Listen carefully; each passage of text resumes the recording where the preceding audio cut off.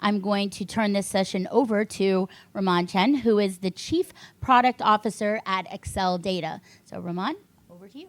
All right, thank you very much. Thanks everybody for coming. First session early in the morning. Hope everybody had fun yesterday. So my topic is what makes it essential, data observability. Quick show of hands, how many of you have heard of data observability? Okay, about 50%. Super interesting because that's kind of the demographic that I'm seeing across conferences these days and in discussions with various people interested in this topic. So just a very quick brief bio about myself. This is a picture of me presenting at CDOIQ 2016, 8 years ago. To show you how long ago that was, it was just after Microsoft acquired LinkedIn. I was right there at the apex of that acquisition, and you can see Richard Wang there. He looks exactly the same. I don't know what he does or what kind of medicine he takes, but I'm the Chief Product Officer at Acceldata, and I've been there 12 months, 1 year today. So it's my anniversary at Acceldata, very excited. Prior to that, I was 7 years at Reltio, the master data management company, cloud master data management company. And then I was also, prior to that, Golden Gate Software, of those of you who are familiar with that technology, acquired by Oracle, and then Viva Systems, the life sciences technology provider if you're in life sciences. About 30 years in data management, analytics, and AI. Just for a show of hands, how many of you are into master data management in here? All right, also about 50%, very good. All right, so I'm going to be covering a variety of topics, including a little bit of a deeper dive into data observability and MDM. So if you're a chief data officer, you're under pressure. If you're not laughing at this, then you're too young, or you don't know who this group is. That's fine, I'll hum a few bars later if you want to come by our booth. So why are chief, oh sorry, you want to go back to that picture? It's a good one. It's probably the best slide of my deck actually. So why are chief data officers under pressure? Well, you know if you're a chief data officer that there's a lot of things that you're under pressure for. The use of technology, delivering results, your CEO's breathing down your neck because you spent all this money on technology and tools for governance, and there's a lot of pressure. But data quality is the ever-present, and CDOIQ is all about improving data quality and the best practices for data. I'm not going to, in the interest of time, I'm not going to cover all of these elements in terms of why it's going to be impactful to you. You know all of these things. So in the interest of time, I'm going to proceed. But what are the things that compound data quality issues at large organizations or even small organizations? Well, it's complexity in the data pipelines and the many, many increasing myriad of data sources, right, that are inundating your environment. Every time you onboard a SaaS application or tool, you're adding another source of data, another point of entry. Now, I read somewhere that the average small SMB has over 120 SaaS applications. That's absolutely insane, right? Even small companies have many, many different environments and sources, but large companies and large enterprises have thousands of pipelines over many, many years. And data is scaling at a phenomenal rate, right? The volume and the velocity of the information is just getting faster and larger with Gen AI increasingly as a driver. So, how did we get here? Well, about 8 years ago now, the big data revolution came upon us. And no doubt at this conference at the time, it was all about big data. Now it's really more about not just big data, but complex data. Data's of varying types and shapes. And the increase in tools have gone from a modern data stack to now the AI generation data stack, right? Increasing with ChatGPT, all of these capabilities with OpenAI and all the hyperscalers delivering Copilot type capabilities. So this is a simple diagram, but an enterprise architecture typically has thousands of hops, right? Thousands of hops between sources, intermediate landing stages, enrichment, consumption, and ultimately delivering to dashboards, data applications and products, and increasingly ML and AI. So if you're following along online, this diagram is essentially very, very simplified, but data reliability problems can occur anywhere from the source to consumption ultimately, and every single step along the way. So what are the kinds of problems that typically you see that traditional data quality does not catch for you, traditional data quality tools? Well, things like data drift, right? Behavior of the data is not the same as bad quality data. So nulls, not nulls, incorrect information is what you would call data quality issues. But data drift is changes in the behavior of the data in terms of the actual constituted element from a business context perspective. These are things that data quality does not detect out of the box for you. Similarly, schemas change, right? For those of you who are familiar and manage data models, new columns get added in different applications, different data sources. And when there's an impedance mismatch between columns, that can cause issues in terms of either missing that new piece of information or not having somewhere and having the schemas disconnect between source and target, causing issues. Data quality, the reason I'm calling it out here is that traditionally, data quality is being handled at near enough the consumption layer. And we'll talk a little bit more about that and what the difference is between data quality and data observability in a subsequent slide. But data quality itself, ideally, should be handled on the left-hand side closer to the source, because the sooner you detect something, the less expensive it is to resolve and fix it downstream. I mean, this is critical not just because you've done a lot of processing to the data through transformations, through transport, all the way through, and by the time it gets to consumption, correcting it there is too little too late and much, much more expensive for you from an investment perspective. Throughput and latency. So data quality, again, is concerned with the content of the data, not how fast it's being delivered, or whether or not the information is coming at a consistent cadence, right? The freshness of the data. Does the data look like it exactly did a month ago? Well, you wouldn't know that unless you had a comparison of the delivery mechanism and the source and target data. You can also, at the source here, further to the left, jump on your vendors that are providing you that information. You're like, hey, you haven't updated this. I'm not going to use this downstream because my marketing people aren't going to be pleased if I'm uploading or I'm just reusing stale data. Data reconciliation. So in the journey from left to right, you want to know that the transformations that you're investing in terms of manipulating information on the way to its enrichment and consumption targets is consistent and as you expect. Think of this as like a checksum, if you will, right, from source to target. You need that level of assurance. And then if something goes wrong, this is really where your data engineering teams come in, or you as business users find out before the data and IT teams that there's something wrong with my report. Why is the number wildly off, right? And then the panic sets in, you pick up a phone and you start calling. I see some badges here, you're with data science, sir, right? When you get bad data, it's not good for you because you're going to spend all this time, right? That joke of 90% of data scientists spend their time cleaning up data, right? And then 10% complaining about the fact that you have to clean up the data. That's a great saying. And then the health of your pipelines. You want to know what data is making it through, how often are these things breaking, and you really need to be able to have a plan to proactively prevent pipelines from breaking, right? If you had a house and your water pipe broke like every week or every day, you wouldn't stand for it, right? Because you need water. Data is the lifeblood of your organization, and having pipelines break left, right, and center is just purely not acceptable in this day and age. And you just, all in all, you want to make this all work in the most efficient way possible at the highest performance and at the lowest cost.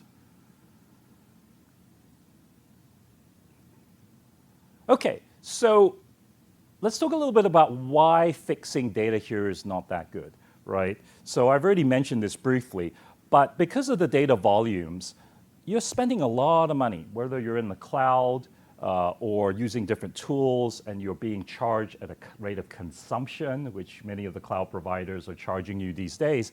You've already spent, thousands of dollars getting these records all the way to this consumption layer, only to find out that there's problems with it.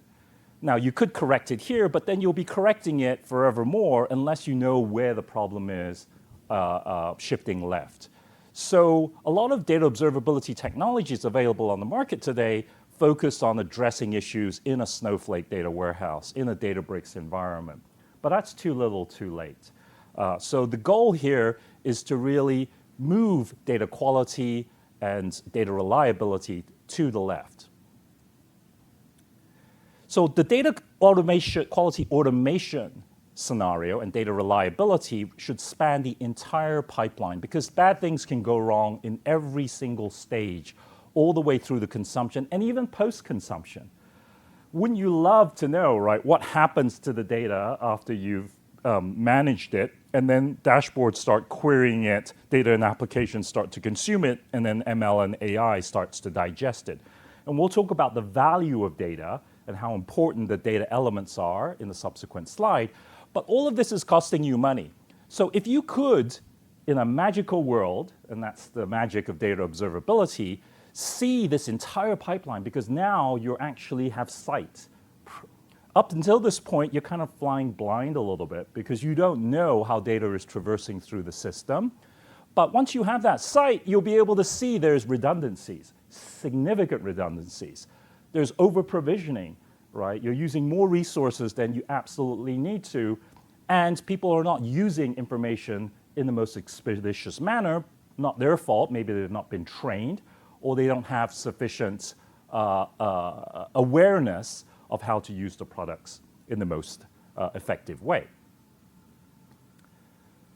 Now, any discussion about data observability and any topic in this conference, I was in the Microsoft General Manager for Data Purview, Karthik's presentation yesterday, where he talked about the importance of metadata.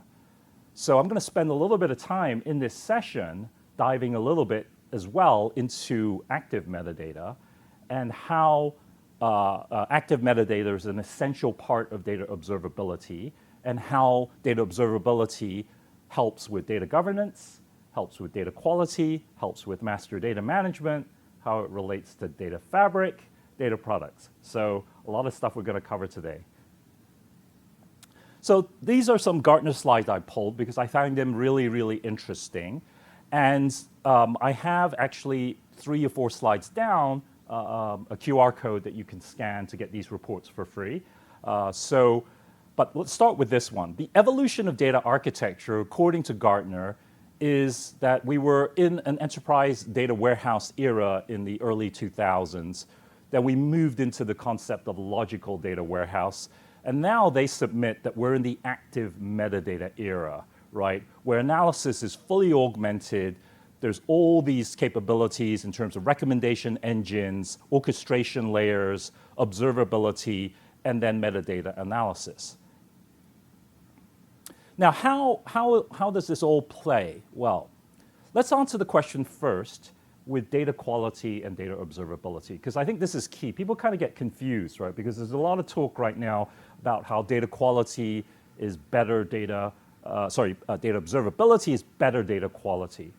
Now, the two are complementary in today's world. Data quality is concerned, as Gartner states, with the data itself. It does data remediation, correction of data values, and so on and so forth. Data observability not only does that, but it also looks, as I just showed you, at the entire delivery mechanism of data, the reliability of the data from soup to nuts, right? The cadence, the freshness, the changes in schemas, reconciling data, and making sure it's actually delivered on time and of high quality.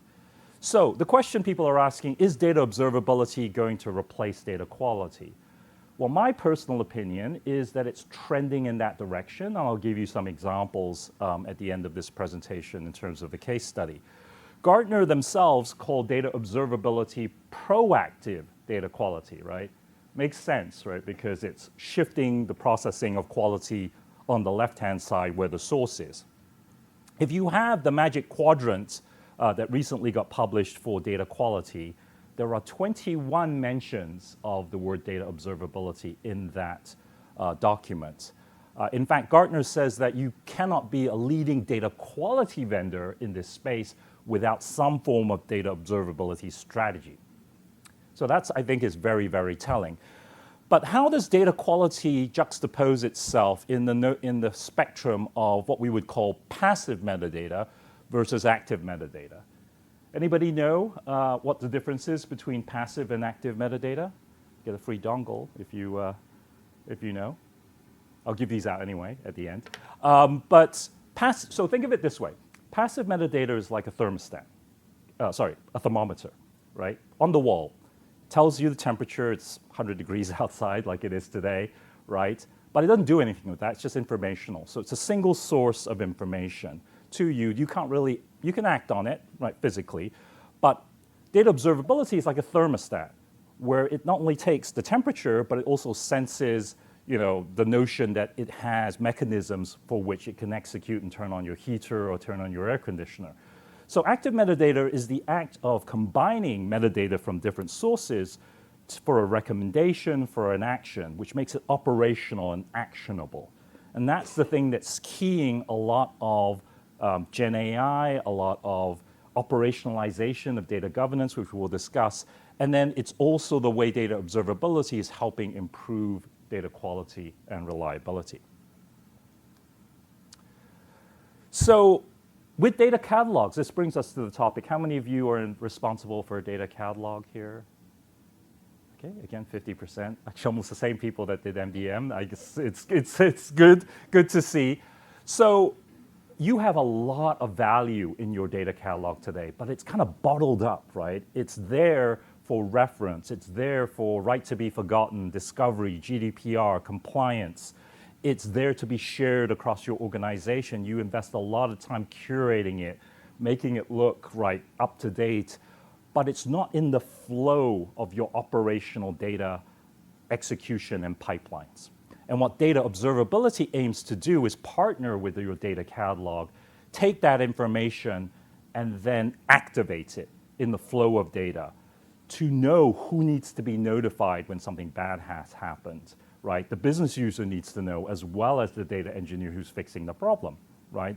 And as you start thinking about data products in a couple of slides, you need to start thinking about the concept of sort of shared and transparent collaboration across your teams. And only by bringing in the metadata do you know who are the people that need to be notified, the owners of the data, who cares about it, and where that data is being used. MDM, we took a quick poll to see, for those of you in the dialing in virtually, about 50% of the good audience here is into and uses MDM. So there are a number of challenges, right? I mentioned I was 7 years at Reltio, the cloud master data management provider. There was always this niggling thing with master data management, despite the fact that I'd been using it and selling it for many, many years, was it still wasn't quite hitting the mark yet due to the amount of data stewarding that still needed to be done, right? No matter how automated the systems were, there was always this threshold, right, where the information said, oh, I can't merge these, I can't auto-merge, the matches are too close to call, stick it on a queue, and then there's this backlog, massive backlog of data stewarding challenges that individuals have to go and then look at the data, either pick up the phone and talk to somebody, or start to diagnose the data to say, hey, why isn't this matching? Is there something wrong with the data? What can we do about it? So how can data observability help with this process? Well, let's say there are excessive manual matches, which every single company that uses master data management or data unification has, right? The ability to be able to see that lineage, to be able to see the entire pipeline, will allow diagnosis rapidly. In fact, being able to index to say, okay, these are the 4 or 5 contributing data sources, and this is the path it took before it actually arrived at my MDM doorstep, and who were the business suppliers or the data vendors that provided this information or the internal systems, will immediately allow you to cut that diagnosis time. Ideally, that information can be tied to the data engineers that are responsible for those pipelines. So the data steward can immediately have a smooth handover and request a triage. Today, a ticket goes in, nobody knows where to look, right? And days, weeks could go by before anybody could figure out whether or not there's an issue. The other thing to think about is lineage, right, and aging, right, in that context. So there used to be this concept of data decay, right, in master data management. It's one, I see somebody smiling there, right? It's that age-old concept of, hey, if this piece of information hasn't been updated in a year, maybe you should trust it a little less, or maybe your supplier isn't doing their job giving you the freshest data. So data decay is a complex topic that when woven into master data management systems, the complexity is too much. Where you really care about data decay is when you have an issue with the matching, where you need to then find out, is the information aging? And data observability can shine a light on how frequent and the freshness and when it was last updated. We would all like to know where the data goes after we fall asleep at night, and where do you know where your data is headed or where it's gone, right? What dashboards are using it? Which business users are querying the data? Because we all know in master data management, there's this angst that we're doing all this work. Is anybody really benefiting from this? Yes, hypothetically they are, and we're synchronizing them to downstream systems. But down to the table, the column, or the attributes, we're investing all this time working on data. It would be really, really nice to know that it's being used in the flow of adding value to our business. And then finally, the synchronization, right? Being able to detect that it actually made it to its target as intended is that data reconciliation that I mentioned previously. So cost optimization, a little bit of a quick word. As I mentioned, data observability will deliver cost optimization because you're observing who's processing the data, what tools are enacting against it as it moves to the pipeline, right? As you see the data flowing through the system, you will be able to start understanding whether or not you can improve the efficiency of the pipelines and the throughput. But then you can forecast as well how much additional resources, absolutely critical in this age of Databricks and Snowflake, where you are spending a whole heap of money on a consumptive basis. Not having that level of predictability can really derail your budgets, get your CFO extremely mad at you because they'll have to pay for overages. And then ultimately, if you can find, I call it pennies or dollars under the seat cushions in your own processing, you can redirect that to Gen AI initiatives, to new initiatives. Same amount of payments to your vendors, but doing more with the exact same investment.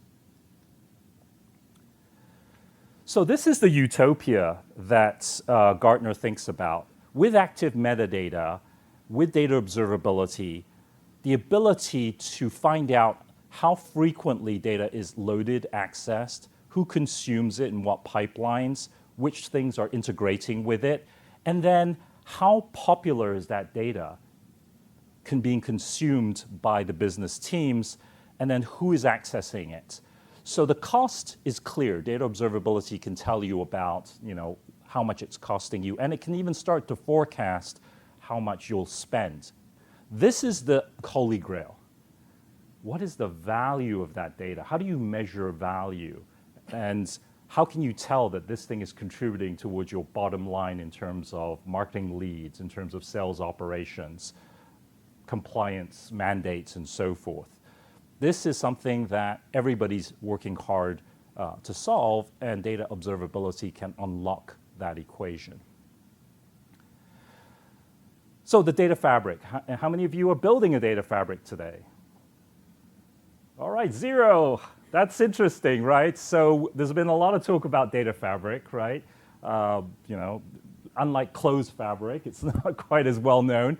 The concept of the data fabric, very briefly, right, is essentially bringing together all of these sources and tools and technologies in a consistent way so that you can have a repeatable automated function, right, that can deliver data. Now, everybody here would say, well, that's what I'm doing today, isn't it? I mean, yes, but this is now injecting and fueling the concept of using active metadata to really automate the processes so that it is in more of a proactive management mode than a reactive mode, right? So observability will allow the fabric to continuously track how things are going and for it to make micro adjustments within the fabric, just like the thermostat and the thermometer, so that you can have and get close to fully hands-free data management. Now, again, that's another utopia that ultimately you'll get to, but this is what everybody is thinking about and working towards when they start talking about the concept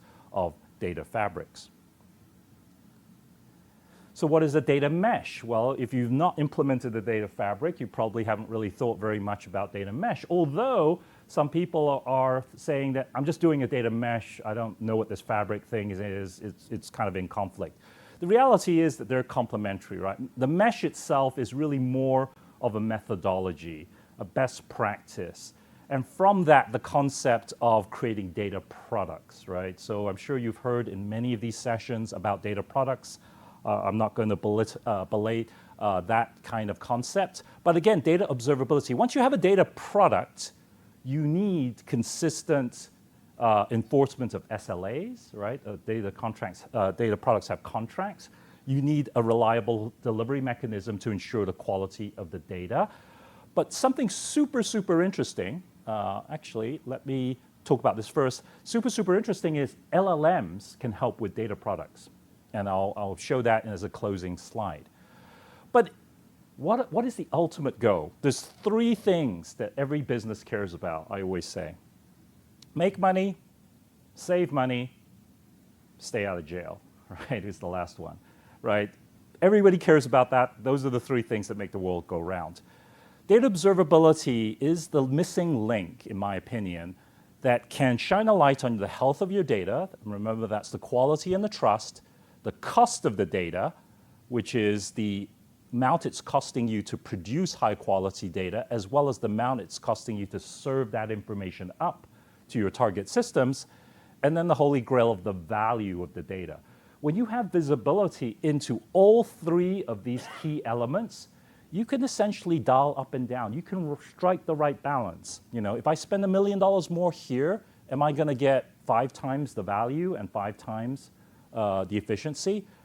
What things am I cataloging or creating high quality data that I don't really care about, that people are not even looking at this end? If you don't know, there's a lot of busy work and wasted work that's happening in this equation that you can reduce.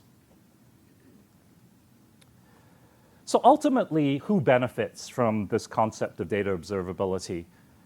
In a word, everybody, right? Ultimately, anybody that touches data, anybody that has the need to have high quality data to improve the efficiency of what they're doing, such as master data management data stewards, FinOps teams that want to save money and budget correctly and optimize for cost and planning, the data engineer who's really tired of being reactive. They'd much rather be working on high value things than fixing broken pipelines and taking phone calls from people who are complaining about the data being inaccurate. And then you, if you're a chief data officer, that peace of mind of, hey, there's a technology here that's telling me what's happening. I'm going to get a notification that a pipeline broke. Joe, the data engineer, is working on it. Ticket has been issued to ServiceNow or Jira. This is the typical average SLA for fixing such a thing. The marketing team who's impacted has been told, don't trust that report, don't run your daily runs because you might have incorrect information. And the chief data officer will say, well, the chief marketing officer might be calling you in a minute because we also sent the CMO a message saying something happened. So the idea here is there's no finger pointing. There's a lingua franca, there's a central point where everybody understands there's a problem, no panic, people are moving to fix it, And if everybody works in lockstep, there won't be any mistakes, and bad things will not occur in terms of missteps. Before I get to sort of kind of a final close and summary, I just wanted to show this diagram because I think this is super interesting. Early stages concept, right? We all, and actually Karthik, again, the GM for Microsoft Purview, alluded to this yesterday. Gen AI has the opportunity to be turned on the technologies itself, like data observability, data catalogs. And in turn, the high quality data that goes through the pipelines will feed LLMs. So it's kind of this virtuous cycle. But one interesting piece of research that's coming out is that with the active metadata, with data observability, and all the metadata that's coming from all of the various other sources, LLMs can be used to identify through the usage patterns and consumption patterns and the development patterns to suggest data products. So instead of all of us in this room, sitting down and sort of doing surveys and figuring it out, the flow of the data through your system as observed by data observability can actually be a starting point, a starting point to diagnose and decide what data products you should actually invest time creating. That is a huge savings. In fact, what we're seeing at Acceldata is companies coming to us as a first step before deciding on the data fabric, before deciding on data mesh and data products. In fact, those who don't yet have master data management or data governance are coming to us and saying, let me understand first how my data is being used today by all of the stakeholders, and then I can make a decision as to what I want to invest in all of these other technologies so that I'm optimizing for licensing, for scope, and for effort. So I think this is a critical thing, and LLMs can actually help you with that. So a few more slides, and I'll take questions. This is a case study of a global data provider. I'm sure everybody uses this technology and this data source in this room. They provide a certain number that's valuable for company identification, and Acceldata powers their data factory. I mention this because they are the ultimate data product creator. Literally, that's all they do is sell a data product. And they were using traditional data quality prior to delving into data observability. And what they had found with using traditional data quality was that, number one, that the rules that they implemented weren't covering all of the use cases. Because again, data quality only indexes on the values, not the delivery mechanism. So it doesn't benefit the entire data supply chain. So they were able to essentially allow data engineers to fix problems from weeks to hours, right? They were able to improve new rule creation. That's a concept in data observability that says you can insert rules and policies in pipelines along the way and its sources so that bad things happen, you can quarantine the data and not let it through, but still allow clean data to flow through uninterrupted. And then they eliminated a whole bunch of schema and attribute changes and issues in pipelines that weren't validated. Things were getting through. Schema drifts were happening. People were pushing things into production, and there was mismatches. Their suppliers, they have 3,000 plus suppliers of data sources and growing every single day. So being able to apply these rules and being able to detect problems was really, really key for them. And then the benefit is millions of dollars, literally. Because this technology data provider is so critical to the infrastructure of B2B business in the United States and globally that the FTC will fine them if they have bad data getting through to their constituents.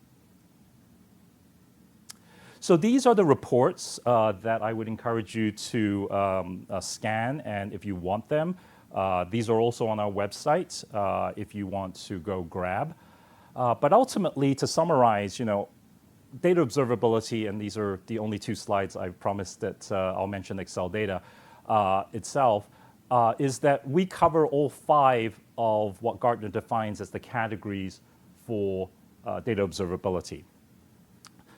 Not just the data and the content, not the pipelines as well, the infrastructure and compute, as I mentioned, the ability to do financial allocation. That's the ability to not only see the amount that's being consumed, but also send it back to your business stakeholders. So they have their own budgets, right? You have one big snowflake bill. You want to be able to say, well, marketing owns this part because marketing's running these queries to satisfy this particular equation.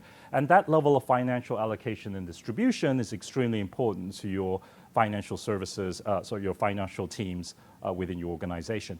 And then, as I mentioned, being able to see users' usage and utilization, it may not be the fault, and it's 99% not the fault of a user who doesn't know how to use a product correctly. Bad training, insufficient training, running a select star query or leaving the lights on in terms of a warehouse being over-provisioned. These are all things that should be corrected. It's money down the drain, right? Back to my pipes and water analogy, if you left the tap running, would you stand for that? That's terrible, right? You've got to find it and shut it off and correct it and allow people to understand how best to use it. This is a quick summary of the kinds of companies that use our technology, all the way from data providers, all the way through to CPG companies, financial services, healthcare, and so forth, telcos. Okay, I thought 5 minutes to take questions? Yeah, we have 5 minutes. Does anyone have any questions? Please say your name and the company you're with. Yeah, my name's Jack Bergowitz. I'm with Security. .ai. I've got a question for you. Having been a CDO of a Fortune 500 company, we focus so much on the data products and data platform. I was responsible for that as well.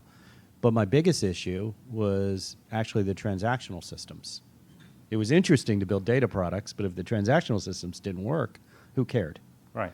So have you guys gotten into data observability across the full enterprise remit? You know, I'll leave it at that. Yeah, so that's a great question. So there's an overlap somewhat between sort of application. We're focused on the accuracy and the constitution of the actual data elements rather than the applications itself, if that's the question you're asking. If it's not, I'll answer this one and then I'll get to your commentary. There's a whole class of tool that does application performance monitoring, right? Datadog, New Relic, and so forth. We're not in that business. That's a separate market. The word observability sometimes gets confused with that market and the one that's emerging called data observability. So those tools, like Splunk, examine the logs, keep uptime, right, on those applications. We're concerned with the data elements. Now, your question about transactions, increasingly, obviously there are checkpoints about the accuracy of transactions where the application takes care of that. If something looks suspicious, increasingly data observability can also not just check for data quality, but for changes in business conditions of the data. So anomaly detection is a new capability that's been implemented using AI to detect pattern behavior, whether that's data quality, whether that's schema drift, or whether that's business changes in context. You can apply that in the flow of data. So you could create KPIs or detection mechanisms that show, hey, this is an anomaly number of purchases from a credit card, for instance, right, in different events. Now, generally, there are different systems that monitor for that, and the data observability, by the time that it gets down to data observability, it's less contextual, but people are asking for more KPI style indicators in that regard. Anyone else? Kesava from Panasonic. Just a clarity, I think your presentation is very good. Thank you. Really enjoyed it. Thank you. There are a lot of overlapping functionalities. Yes. And there are a lot of new words, Yes. for me at least. Yes. It's confusing a lot from the perspective when what is applicable. Great. And whether it's a data mesh or data lake or lake house, all of them is helping organizing the data. Is there a simplified way of understanding this concept? Yeah, yeah. Yeah, so you're not alone, right? It's alphabet soup in terms of acronyms and technologies, and just when you think you've gotten a handle on one, another one gets invented. So the best thing that I've been 30 years in this business, and I think that we are at a stage where this it's not going to stop. People are going to come up with more acronyms and so forth. The fundamentals are clear. You need clean data, it needs to be governed, and people need to see value from it. That's the main goal, right, with everything that we do here. How you store it, there's a myriad of ways of doing that. How you examine it, there's a million ways to observe it. The key that we're describing and what my presentation is talking about today is everybody is gathering metadata.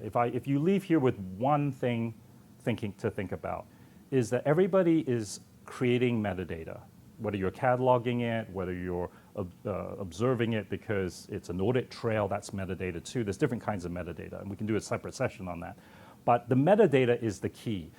This is the age of the metadata. So I'd study up on how metadata is being used, what is active metadata, because that's the key to unlocking everything right now. It's what the LLMs are going to use to power their thought processes as they become more smart, right? But that is the key. So if you want to do some study, active metadata, and we have the reports here, I'm happy to share them with you, but that is the key place to start. All right, with that, we're going to end this session. If you enjoyed it, please leave us some feedback. And thank you, Ramon. If you had any other questions, please feel free to leave them in the app, and he will continue to monitor them through Friday.